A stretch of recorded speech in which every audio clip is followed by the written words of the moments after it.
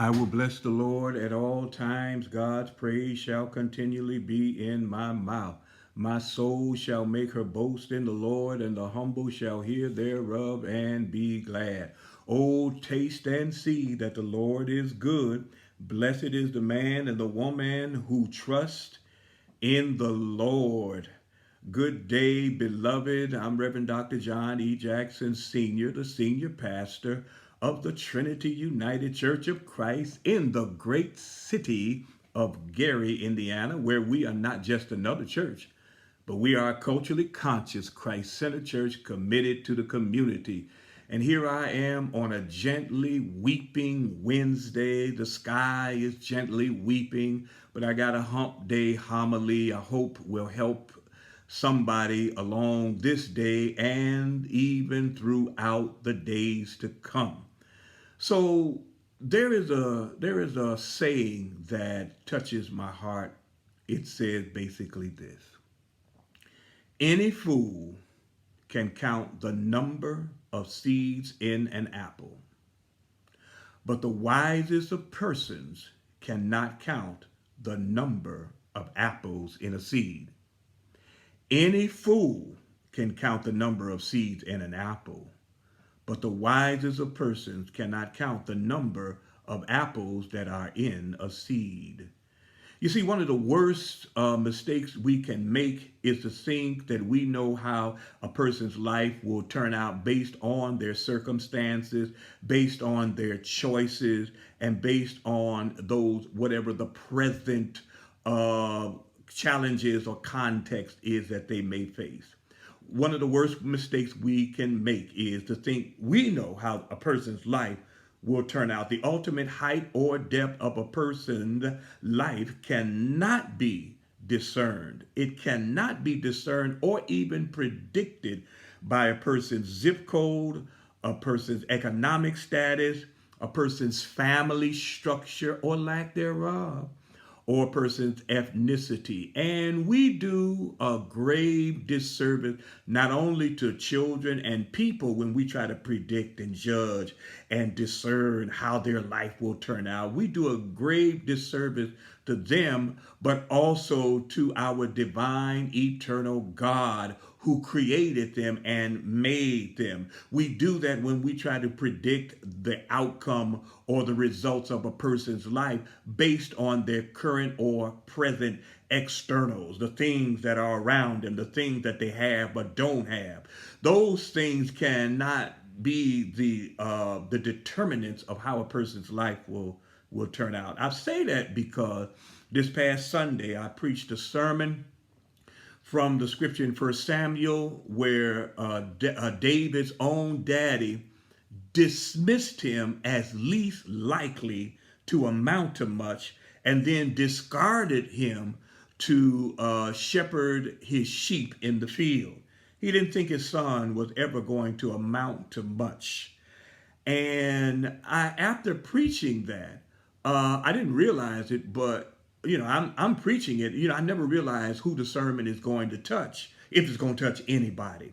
Well, two strong brothers, two black men, good black men, shared with me after the sermon that they felt the way David must have felt, as they felt they had been discarded, dismissed, ignored, underestimated, overlooked in their life because they didn't have the externals that other people had. They didn't have the family pedigree that other people had. They didn't have the access to high profile people that other people have. They didn't have the financial foundation that other people had. They felt that they felt the way David must have felt, being overlooked and underestimated, and felt as if he wasn't enough and wouldn't amount to much in his life. And so it was at that point where I had to share the backstory to the sermon. As Dr. Frank Thomas would say, there's always a backstory to every sermon and every preacher preaches. So let me remind you of what I said in the beginning. Any fool can count the number of seeds in an apple, but the wisest of persons cannot count the number of apples that are in the seed. And the backstory to my sermon is this: that I've shared with you some of my background growing up and some of the experiences I've had. And so I think I've shared that in my third grade year at the MacDade Elementary School, I had a teacher by the name of Miss Nicholas. She was a great and gifted teacher. She knew how to draw out of students their potential and their creativity and a zest for education and learning. It wasn't that she poured into. We usually use the term pour into. Well, just as a footnote, education basically from its root, educere, means to draw out of what's already there. And in every child, in every person, God has already implanted within them greatness, creativity, and all that. Now I'm getting ahead of myself. But Ms. Nicholas had that gift to draw out of students' creativity and greatness. I never shall forget one Black History Month. Ms. Nicholas was fishing around for some ideas for us as a class to do a play.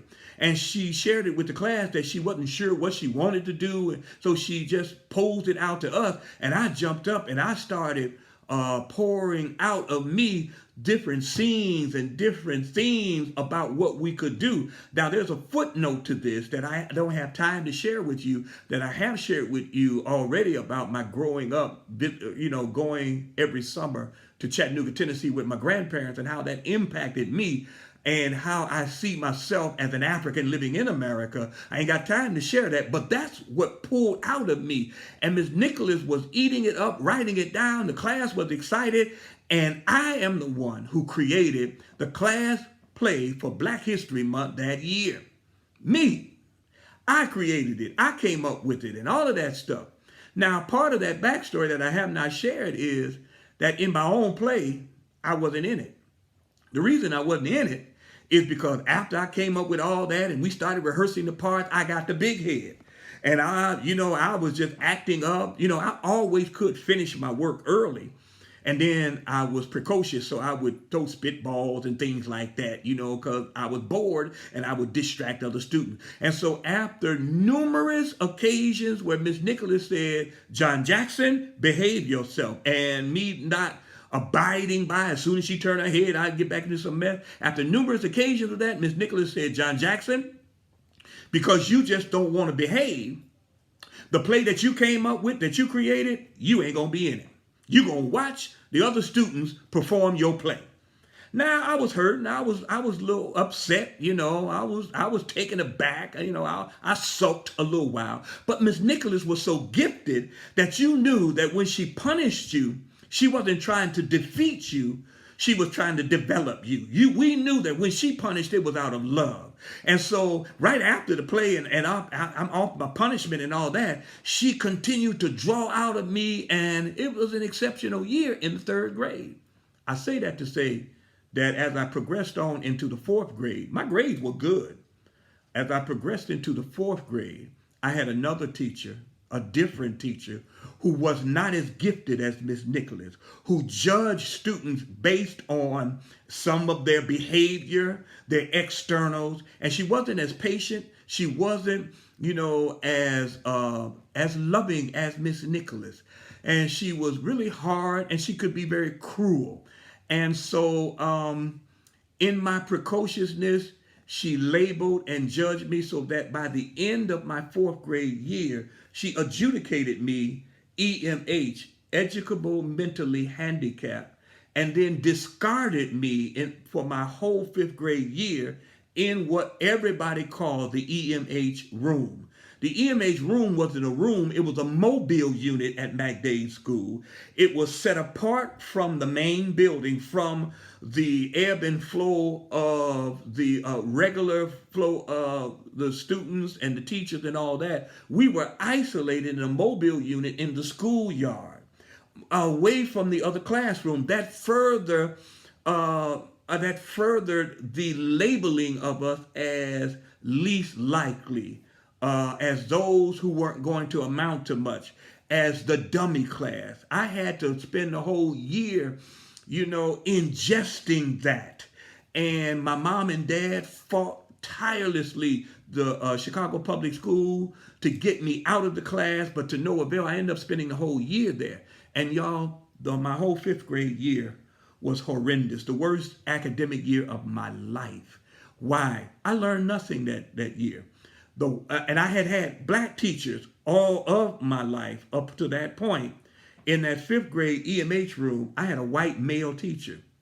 I'm not going to give his name. I'm not giving my fourth grade teacher's name. Incidentally, I'll give her initials. They were HHH, and I'm giving them because I used to just say hell, hell, hell. But my fifth grade teacher, a white male, didn't teach us anything. Wouldn't open a book, didn't give us homework, and I believe he made up grades and things like that. But what he did do was he did try to terrorize us. He did, if we had a problem with one another, instead of trying to resolve the problem, he would spread the desk out, have the other students gather around, and then we just fight it out. That's how we spent the fifth grade year. And then on Wednesdays, because we were isolated and he didn't have much supervision, he would invite and bring in his good friend, another white male, who his claim to fame was he was a black belt in karate and he could hurt shoot. And that's how he would terrorize us further on Wednesdays. That's how I spent the whole fifth grade year, y'all.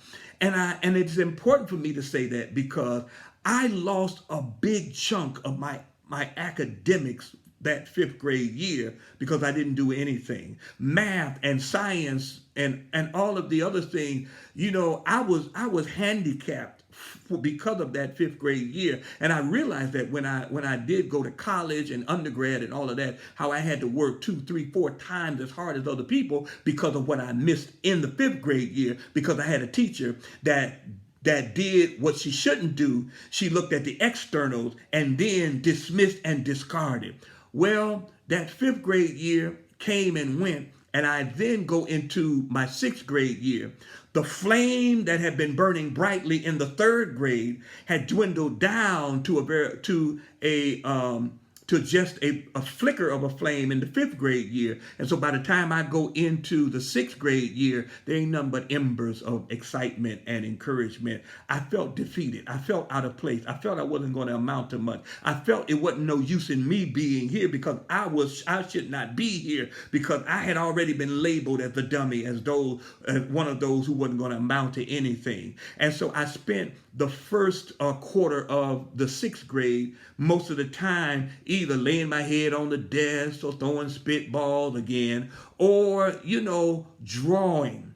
I had a gift for drawing that I didn't realize. I just like to draw Marvel comic book characters. That's why, as a footnote, I just got excited when in the early 2000s, Marvel, started coming out with movies of those comic book heroes that I had grew up on and just loved, from Thor to Hulk to the Silver Surfer to the Fantastic Four to Submariner to the X-Men. I could go on and on and on. Y'all see I'm crazy about comic books. Well, I used to draw them. I had a gift for art, for sketching and whatnot. And so one day I'm at my desk drawing when I should have been working. I'm drawing one of the comic book characters, Miss Ramey, who was my sixth grade teacher. Miss Ramey walked by and she looked at what I was drawing, and I'm anticipated. I braced to get in trouble because I wasn't supposed to be drawing. And she said these words. She said, "Do you think your parents would mind you going to the Art Institute?"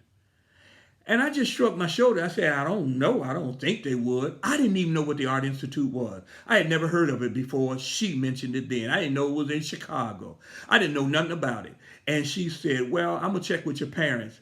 And she got me a year scholarship to the Art Institute. And I was the only student from MacDade Elementary School who would get on the bus every Saturday morning and ride down to the Art Institute, downtown Chicago, and study art at the Art Institute. One of my instructors, you remember BJ and Dirty Dragon, BJ, the guy that did all the sketching, he was one of my professors. He was one of our teachers. He was one of our instructors, and it was a joy. But what I'm saying is, I didn't realize it, but Miss Ramey had been a gift from God because she didn't see the externals of a kid who wasn't doing the work, and a kid who was unmotivated, a kid who was distracting other students. She didn't see the externals. She looked and she saw something deeper, and she poured into that, invested in what she saw, and got me an art institute, a scholarship to the Art Institute. And I shall never forget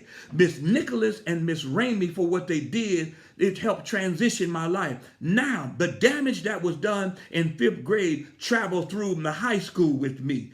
But I will never forget the renewal and revival of something in me that said, I have some gifts.